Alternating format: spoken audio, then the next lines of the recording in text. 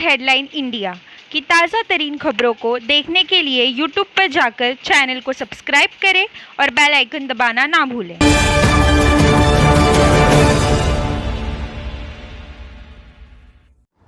उल्लासनगर महानगर पालिका के अंदर में 4 स्मशान भूमि है, एक कब्रस्तान है और एक क्रिश्चियन दफन भूमि है।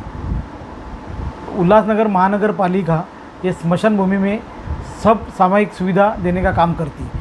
लाइट है होगी, पानी है, वहाँ के स्ट्रक्चर है, वहाँ पे जो जलाने के लिए लकड़ी लगती है वो सब उल्लासनगर महानगर पालिका दे रही है। लेकिन हमारे कोरोना काल में उल्लासनगर में अपने सबसे ज़्यादा मौत हो गई, तो लोगों में एक असंतोष आया कि सब कारपोरेशन फ्री में दे रही, लेकिन वहाँ पे लोग पैसा ले रहे, कोई 450 ले रहा है, कोई 1250 ले रहा है, कोई 1600 रुपया ले रहा है, ऐसा देखने में आया।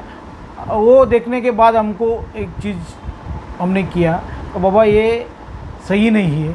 लेकिन जब ये मालमत्ता में मैंने पूछा तो मालमत्ता ने बताया ऐसे कोई ट्रस्ट को अपन ने ज़मीन दी नहीं और ट्रस्ट को संभालने के लिए दिया नहीं, लेकिन ये स्वयं घोषित ट्रस्ट वालों ने वहाँ पे कब्जा किया है और लोगों से पैसा वही ले रहे, उनका ही पावती दे रहे हैं और पैसा ले रहे हैं। तो मैंने ये बात कारपोरेशन के हमारे कमिश्नर उनको ध्यान में लाई, उन्होंने बोला ये गलत बात है।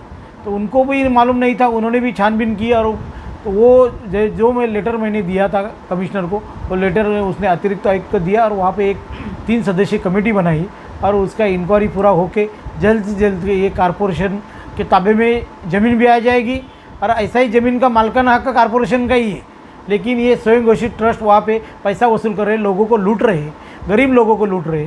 तो ये नहीं होना चाहिए, इसके लिए और ये ताबे में लेके कमिश्नर को मैंने बताने के बाद ताबे में लेके गरीब लोगों को, निचले लोग जो है, जो उनको वहाँ पे जो कार्यक्रम के लिए लोग जाते उनको फ्री में होना चाहिए, ये हमारी मांग है। ट्रस्ट में कोई हमको इतना अधिकार है नहीं और शासकीय ठहराव में गवर्नमेंट ज़मीन देने का अधिकार या कारपोरेशन को या गवर्नमेंट को है, महाराष्ट्र गवर्नमेंट को। लेकिन हम नगर से कोई इतना अधिकार नहीं है, कमेटी को इतना अधिकार नहीं है क्या अशासकीय प्रस्ताव लाएंगे और स्मशान भूमि को देंगे, इतना हमको अधिकार नहीं। अशासकीय प्रस्ताव में खाली चर्चा हो सकती है, उसका ठहराव हो सकता है, लेकिन ठहराव का अमलबजावनी करने का अधिकार आयुक्त को है। इतना अशासकीय प्रस्ताव में इतना कोई महत्व देने की जरूरत नहीं। आप मेरे को बात बताइए, अभी कोरोना काल में एक भी स्मशान भूमि आप भी गए होंगे, एक ही स्मशान भूमि में जगह बाकी नहीं थी, तो रोज़ 10, 12, 5, 6 लोग जाते थे। तो आप मेरे को बताइए 450 रुपये से 5 लोगों का कितना हो गया, इतना पगार दे रहे क्या स्मशान भूमि वो रखे उन लोगों को। तो ये सब देखना चाहिए, ये सब सरासरी उल्लासनगर जनता का लूट है और ये लूट को बंद करने का काम हम लोग करना है। आयुक्त ने आपको बोला होगा 2 दिन में था, वो प्रश्न आप आयुक्त से पूछ सकते। मेरा काम जितना यहाँ पे आया था वो देखा था, लेकिन किसी सामाजिक संस्था ने दिया था, वो अच्छा नहीं था करके हमने रिटर्न भेज दिया आयुक्त ने, और उसके ऊपर कार्रवाई करने का संकेत ही नहीं। वो जिसने दिया था वो फ्री में दिया था या हमारे कारपोरेशन ने पैसा लेके खरीदे नहीं था, तो उसके ऊपर कार्रवाई होनी चाहिए, या कारपोरेशन उसके ऊपर कार्रवाई करेगी या कोई कार्रवाई करेगा, ऐसा कुछ नहीं। वो दिया था, नहीं अच्छा लगा, हमने रिटर्न भेज दिया। महापौर जी भगवान भालेराव जी ने ये मुद्दा कमिश्नर साहब के सामने रखा है और हम टीम ओमी कलानी मेरे पक्ष ने भी समर्थन दिया है कि जो शहर के अंदर शमशान भूमि है, कब्रिस्तान है और जो भी अलग अलग समाज के जो भूमियाँ हैं जहाँ पर लोग देहांत होने के बाद, स्वर्गवास होने के बाद हम वहाँ लेकर जाते हैं, वहाँ पर लकड़ी के पैसे जो है वह महानगर पालिका देती है। वहाँ पर कंस्ट्रक्शंस खड़ा करने के लिए, टूटे फूटे चीज़ों को बनाने के लिए महानगर पालिका देती है, व्यवस्था करने के लिए महानगर पालिका पैसे देती है, और स्वयं घोषित भ्रष्टाचारी लोगों का वहाँ पर कब्जा जम गया है और एक असामाजिक तत्व के लोग वहाँ पर संभाल रहे हैं जो मनमाना तरीके से लोगों से पैसे लेते हैं। अभी तक महानगर पालिका में ऐसा कोई भी जीआर के तहत उनको कोई भी कारपोरेशन ने वहाँ पर संभालने के लिए नहीं दिया हुआ है, पर मनमाना तरीके से भ्रष्टाचार वहाँ पर चल रहा है। ये मुद्दा भगवान भालेराव जी ने कमिश्नर महोदय के सामने रखा है। मैं आशा करता हूँ कि जल्द से जल्द ये मांग पूरी होगी और जो स्वयं घोषित भ्रष्टाचारी वहाँ पर बैठे हैं उनको हटाकर लोगों को बहुत बड़ी राहत मिलेगी। और मैं अपने पक्ष और पार्टी की तरफ से ये मांग करता हूँ कि जिस तरीके से प्रभाग अधिकारी स्वच्छता को देखकर सब संभालता है, उसी प्रभाग अधिकारियों के हाथ में ही महानगर पालिका ने ही खुद अपने हैंड लेना चाहिए और वहाँ पर लोगों को सुविधाएँ मिलनी चाहिए। बजट पिछले टाइम भी बहुत अच्छे तरीके से बजट था।